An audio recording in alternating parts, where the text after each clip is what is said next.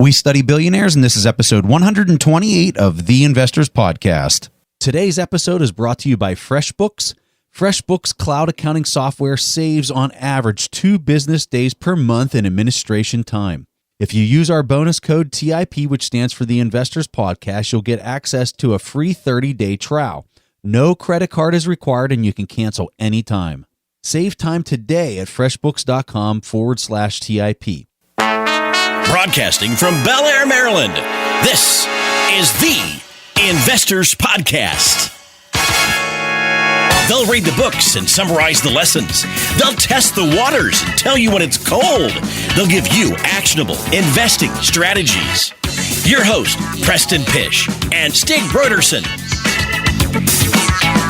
Hey, how's everybody doing out there? This is Preston Pish, and I'm your host for The Investors Podcast. And as usual, I'm accompanied by my co-host, Stig Broderson, out in Seoul, South Korea. And folks, we have an incredible guest with us today.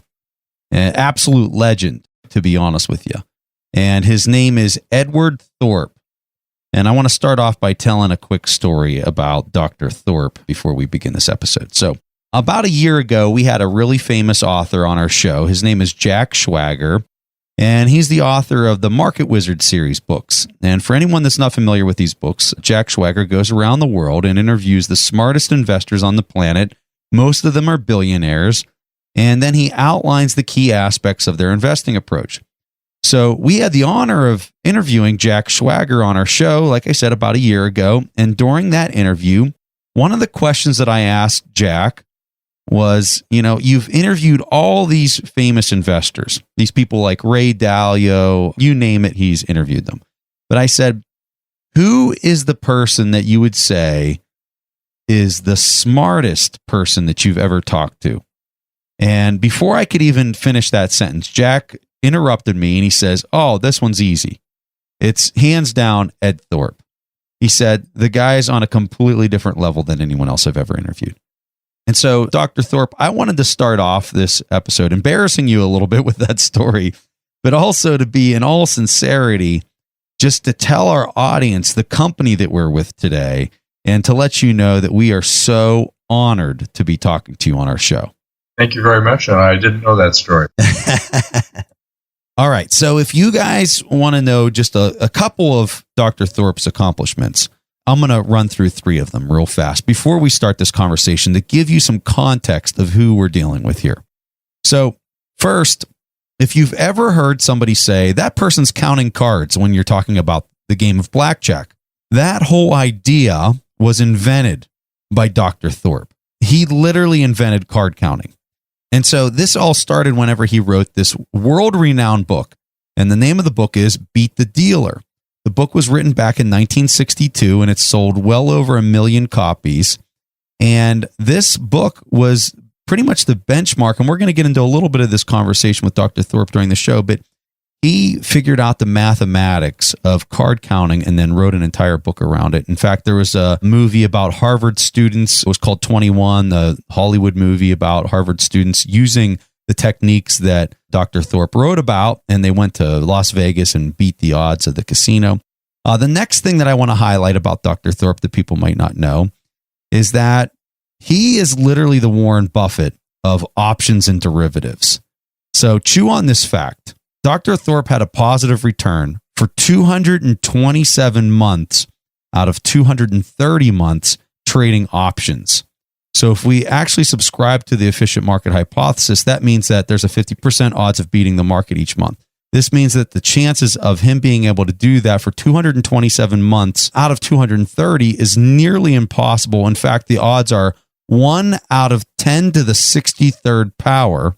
Or in another way, you have a 1 in trillion times better chance of randomly selecting an atom on Earth than getting similar results. So that's the second thing that I want to highlight. And he went on to have an enormously successful trading career with returns in excess of 20% annually for 29 years, just to kind of give you a glimpse of how he performed in the market. The last thing I want to highlight about Dr. Thorp here, and I see he's smiling and probably a little embarrassed because I keep talking about all of this, but I think it's really important that our audience knows this about you, Dr. Thorp. The last thing that I want to highlight is that he was the first person to invent the first wearable computer. And now this is on display up at MIT, which is where he was a professor. And the computer was made because he had a theory that you could use Newtonian physics to predict where the ball might land on a game of roulette. And it turns out he was right. You actually can predict where the ball is going to land on roulette if you know the velocity that the speed's going. And he created a wearable computer that he put in his shoe that then told him in his ear, and remind you, this is back in the 60s that he did this, where the ball was going to land. So these are some of the things that we're going to be talking about in today's show, among many other things. These are all outlined in his new book that just came out this month. And the name of the book is A Man for All Markets. And as a person who read this book, I can't highly promote this enough to our audience because he goes into all the details on how he did these things, what he was thinking about whenever he created this. So Dr. Thorp, fantastic book. Let's jump into the first question and get this interview going. So let's talk about the Blackjack. I'm really curious to know how you harvested this idea of how you could maybe beat the odds of Blackjack when everyone in the world had the exact opposite opinion that it could never be done. How did you go about thinking about this? Well, there were formulas, and if you could solve the formulas exactly, or the equations exactly, then you could figure out the precise probabilities of winning or losing given any collection of cards that the deal was coming from, whether it was a full deck, any partial deck, or any number of decks or number of partial decks. So what I did was I had the computer take out 4 aces from the full deck, and then it told me what happened, that the hedge shifted in favor of the casino by quite a lot, almost 3%. So I thought to myself, well, that's good news, because if I put an extra 4 aces in, probably it'll shift the other way in my favor, almost the same amount. So as soon as I saw that result, I knew that I had a winner. Then I went with evaluated the 2s, 3s, 4s, and so on. The upshot was, when all the smoke cleared, when the deck was rich in big cards, it shifted the edge in favor of the player. When it was rich in small cards, it shifted the edge in favor of the casino. So the player wanted small cards to come out of the deck rather than big cards. And for the casino, it was better for them if big cards were used up. So I developed a card counting system, actually many card counting systems. Then the real work started, which was actually doing it. And so I spent about the next year, first with hand calculations. Didn't get very far. The problem was too big. And then I went to MIT for my appointment there, and I found I could use a high-speed computer at MIT. It had an IBM 704. It was the early days. Computers were scarce, but the good ones were starting to come online. This was a refrigerator-sized machine that served 30 New England universities, and I was able to use the machine. So I spent almost a year teaching myself how to program and running subroutines that I would soon weld together into an overall program that would enable me to evaluate how the cards that were missing affected the game. So I'm curious, do you think that you would have been able to solve the math behind everything that you were trying to calculate back at the time point when this was occurring if you didn't have access to that computer in that computer lab? That's an interesting question. At the time, I thought I needed to do as exact a calculation as I could. But as I learned more about the game, I realized that there were ways of approximating the problem that would have given me a pretty good solution, and that I probably could have gotten that pretty good solution by hand. All right, so Dr. Thorp, one of the things that we constantly see as a theme on our show is the similarities that exist between gambling and investing with respect to probabilities. So Charlie Munger, Warren Buffett are super famous for talking about expected value. If they feel one decision is going to give them a 75% probability, another decision would give them a 25% probability, they're going to take the resultant of those probabilities and make an informed decision. But where I think a lot of people miss the other piece of that conversation is how it relates back to position size. So we had a really intelligent member of our community on Facebook that proposed this question. His name is Patrick Buchanan. And Patrick asked us to ask you, how can one apply the Kelly criterion to the stock market given the large array of potential outcomes and holding periods? So if you could kind of give our audience a little bit idea of what the Kelly criterion is and how it relates to those expected and probable outcomes, it'd be really beneficial for people. Okay, first a little about the Kelly criterion. The root idea is there's a trade-off between risk and return. This is well known to almost everybody in investing. But the question is, what is the trade-off? How much should you bet when you have an edge? And how much should you cut back to allow for the risk that is associated with your bet? And for a very simple situation, like tossing a biased coin, suppose the coin has a 60% chance of coming out heads and a 40% chance of coming out tails, and you get to bet on heads or tails. Clearly, you'll keep betting heads, but how much should you bet? This is the basic problem that I faced in Blackjack. It was very much like a coin toss, only the edge might have been 52-48 or 51-49, a 2% or a 4% edge. How much should you bet? And the Kelly criterion is the solution to that problem, and also a much wider collection. And in the simple coin tossing case, this is where you have an even money payoff.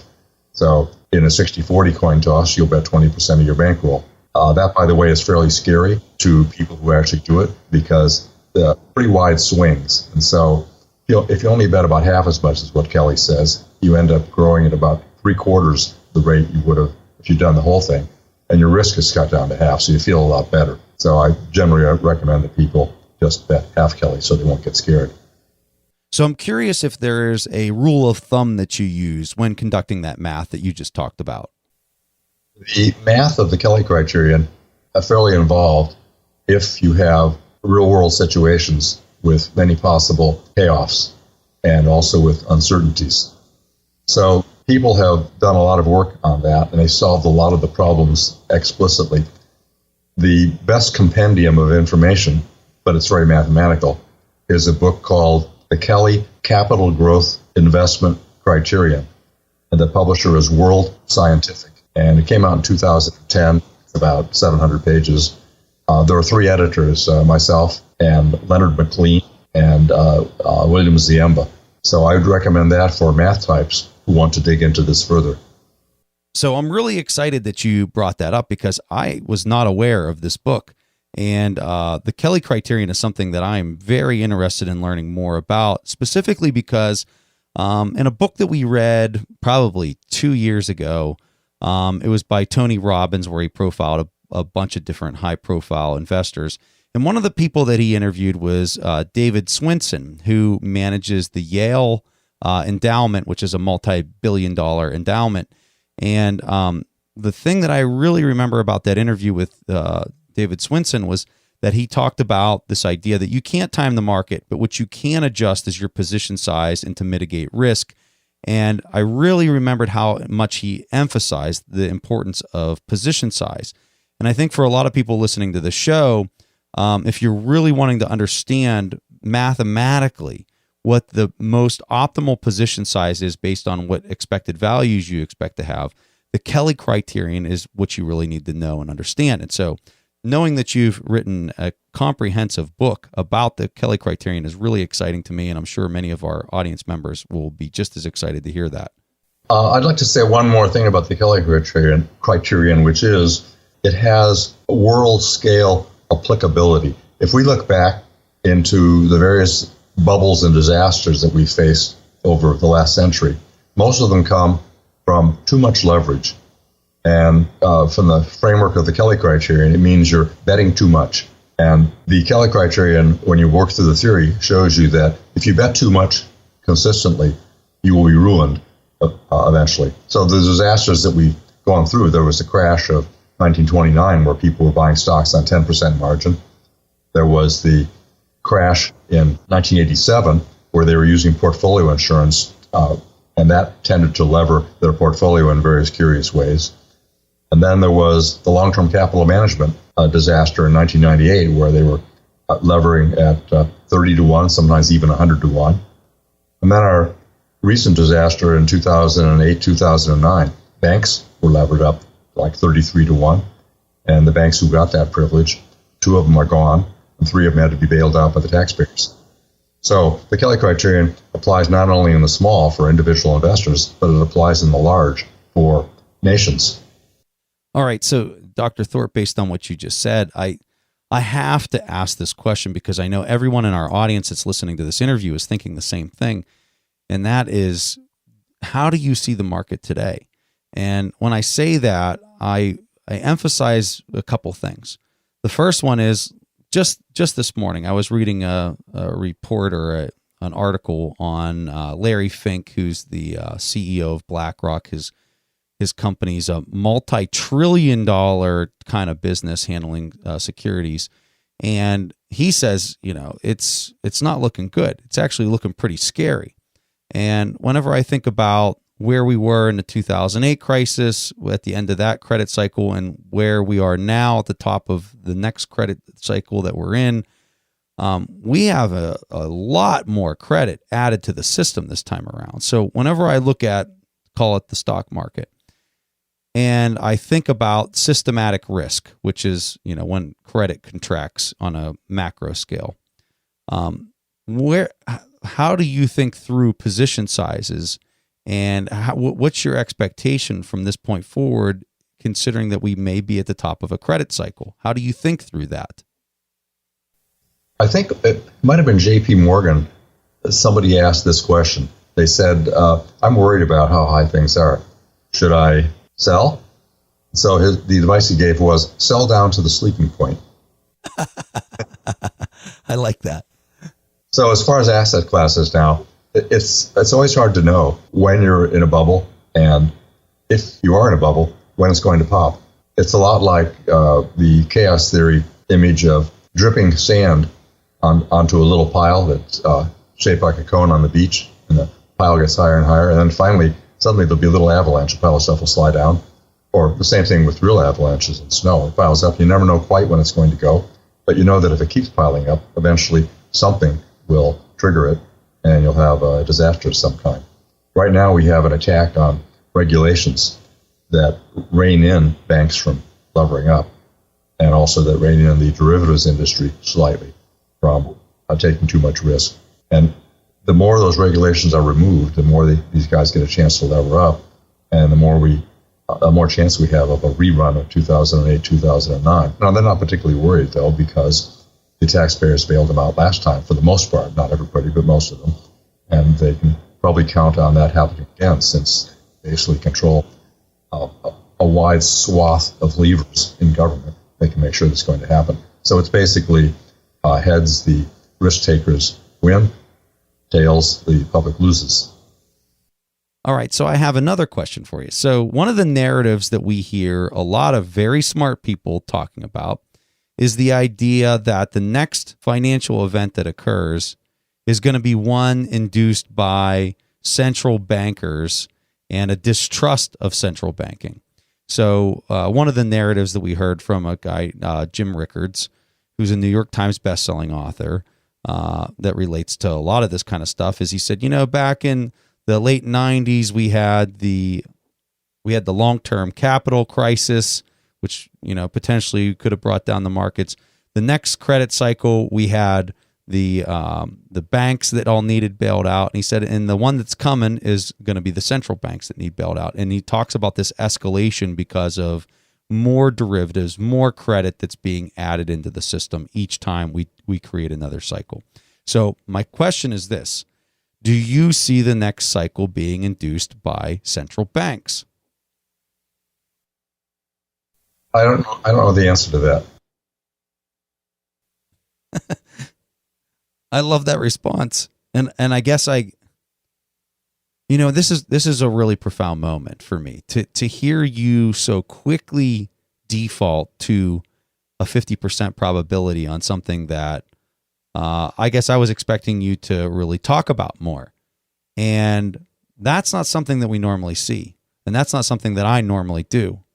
And that's something that I can really learn a lot from, is just how quickly you are able to come up with such an intelligent response to something that most would probably pontificate on. And I know you just provided such a quick snapshot of time, but what I immediately think about based on the way you responded to that is something that we hear Warren Buffett talk a lot about, which is have a really strong understanding of what it is that you know versus what you don't know. And I really liked the way that you just responded to that. Well, I read a good book recently that fits my mindset on these things quite well. It's by a psychologist at, I think it's the University of Pennsylvania, named Philip Tetlock. And he has a co-author, a journalist named Dan Gardner. And this book is called Super Forecasting. So Tetlock has been working on the idea of whether people can forecast better than chance. And he found, as I have over a lifetime, that experts, so-called experts, don't really have much to tell us that's of value. They basically get a lot of press and a lot of media attention because they make strong, definite claims about one thing or another. But strong, definite claims are usually not the stuff of accurate predicting. We can only see the future very fuzzily. So there are a lot of possibilities. You have to kind of weigh them and think about them. And he found out that the people who go at things that way can make somewhat better predictions on average than chance, and also better than the people who don't think that way. So the whole book is about this kind of thing. So my view is that on most things, we can speculate about lots of possibilities, but it's difficult to get enough of an edge to actually put money down on it and expect to make a profit.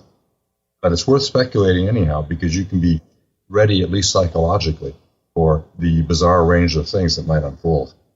So I might be reading into things too much, but looking at the way your facial expression and the way that you responded to that question, and so quickly to say, I don't know, I kind of caught a glimpse that you wouldn't be surprised if that was the case that played out, but you just don't necessarily have enough information in order to confirm or deny. So that's why you're at the 50%.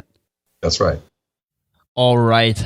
I would like to talk more about your investing career, because even though we talked about Blackjack and how you made a name for yourself in the Blackjack space, you also have more than 30 years as an investor. And as Preston was saying at the beginning of the show, with an annual return of 20% over that time period. So could you tell us about the transition that you're making from being an author, being in academia, and into something that might be even more complex, working with options, warrants, and other financial instruments? Well, I'm not sure where to start there.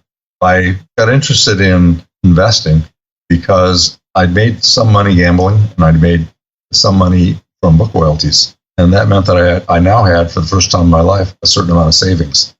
So after having done badly in early investments, I said I better put my mind to this thing. And by chance, I got a little book in the mail that I sent away, something called Common Stock Purchase Warrants. And those were basically options issued by companies, and they were traded over the counter. That is, basically, it was a telephone market. And as soon as I read about them, I realized that I could get rid of most of the risk in investing and still capture some extra return if those warrants weren't priced correctly. And there was every reason to think in a telephone market that they would not be priced correctly quite often. So that summer, I came out toward the end of the summer to the new UC Irvine campus. First day, I met an economist that was also a new professor there. He had written his thesis in 1962 under a very famous economist named Arthur Burns. His thesis was on common stock purchase warrants. So we hit it off right away with a big exchange of ideas, and we decided to meet every week to improve the theory and improve his investment returns. And then we kind of went our separate ways investing for people. We each had our little collection of people that invested in hedges. And we made about 20 or 25% a year. Finally, the dean of the graduate division of UCI, who was a National Academy of Sciences member in biology, he had become one of my investors. At that point, in 1968, the markets were manic. Anyhow, he introduced me to Buffett, and we talked, played bridge, or we got together with our wives for dinner and so forth. Buffett was actually evaluating me for Gerard, but apparently things went well because Gerard moved his money over to me. So that put Buffett on my radar, and I realized that he was very smart, very dedicated, long-term compounder. His life was securities. This guy understands long-term compounding. He's very smart. He's going to be maybe the richest guy in the United States one day. It turned out there were times when he was. So I then realized from him that a more efficient way to operate was to have a limited partnership. So I set up the first quantitative market neutral hedge fund. All right, guys, hang in tight because we're going to take 1 minute to tell you about today's sponsor. At the Investors Podcast, Stig and I always talk about how important it is for you to think like an owner and not as an employee, regardless of your job description or title. Anyone that owns their own business or perhaps works as a freelancer knows that accounting takes up a lot of time. In fact, accounting alone might be the reason that you're hesitating to start your own business. That's where FreshBooks makes it a whole lot easier and a lot faster, and that's why Stig and I personally use this for our own accounting software. It doesn't take more than a few clicks to send an invoice or to simply track everything that's going on in your business, from breaking down all of your revenues and expenses to see how much you owe and how much others owe you. You really need to see this to believe it, and if you check out our show notes for this episode, we've created a short video that shows you how to go step by step to sign up and use this very simple software. This is the best part. If you go to freshbooks.com/TIP and use our bonus code TIP, which stands for the Investors Podcast, you'll get free access for 30 days. There's no credit card and nothing else that you need to do, and you can cancel at any time. That's freshbooks.com/TIP. All right, now back to the show. This story about Warren Buffett really brings me to the next question, and it's an idea that Buffett has been really famous for. And you also write about that in your book. And that is the idea that the vast majority of investors should actually stick to ETFs instead of buying, for instance, individual securities, which might surprise a lot of people because that is what Warren Buffett did and why he is so financially successful. A lot of people in the value investing community are interested in hearing your thoughts on that too. Why do you think that the majority of investors should invest in ETFs? What I've found over 40 or 50 years of doing this, actually a little over 50 now, I realize, what I have found is that you can find situations that give you extra return, but it requires quite a bit of work to find them. And so there are really simplistically three groups of investors. There are investors who don't want to do a lot of work, just want as well as they can without doing a lot of work. And so people like that should buy indexes. And the reason is that index investors do better than maybe 90% of all the other investors. All the other investors are busy paying fees to investment advisors. Then the second group of investors are people who would like to learn more about securities, and they're entertained by following them and trying to think about them and analyze them. And I say to those people, go ahead and do it. You may pay for your education, but you may have a good time in doing all this, and you may learn something, and who knows, you may find some special, unusual things that are really pretty good. Then the last category are the guys who make the big money in the market, people who have usually a fairly large staff, large capital resources, and as often as not, can charge other people fees for doing it. And the fee chargers end up making most of the money, in my experience. So with that in mind, don't expect as a small investor to be able to go out and make a big killing. All right, so Dr. Thorp, this is a question that I'm really excited to ask you because we always ask each one of our guests to come on the show to tell us what the most influential book, and you can name more than one, that has shaped your life or influenced you in a special way. If you could share that with our audience, we'd appreciate it. The first book that really influenced me in a quantitative way was a book from the MIT Press, edited by Paul Kuttner, came out in 1964 initially, and it's called The Random Character of Stock Prices. And it was a collection of quantitative type papers, maybe the very first quantitative papers that began appearing. And since I was thinking about the market in a quantitative way, that fit right in with my bent at the time and had a considerable influence on me. In fact, they had early warrant models in there, which weren't a solution to the warrant and option problem, but they came close. And so that enabled me to actually figure out the option formula when I thought about what they'd done. So Dr. Thorp, we can't thank you enough for your time. This was just fantastic to just meet you. I can honestly say I'm honored. Stig and I have been following you for a long time, for years at this point, and we really admire your contributions, especially from a mathematical standpoint of how to think and how to think about probabilities and just all those things. We can't thank you enough for that. And most importantly, we can't thank you for your precious time that you shared with us today and our audience. We are going to benefit from this tremendously. I do have one question I've got to ask you. When I was reading through your book, there's a picture of you in the back. And whenever I looked at the book, I said, oh, well, he's younger than I thought, because I know you've done all these things from back in the 1960s and such. And I'm looking at this picture of a person who looks like they're probably 55 years old. Well, when I read through the bio, you're 84 years old.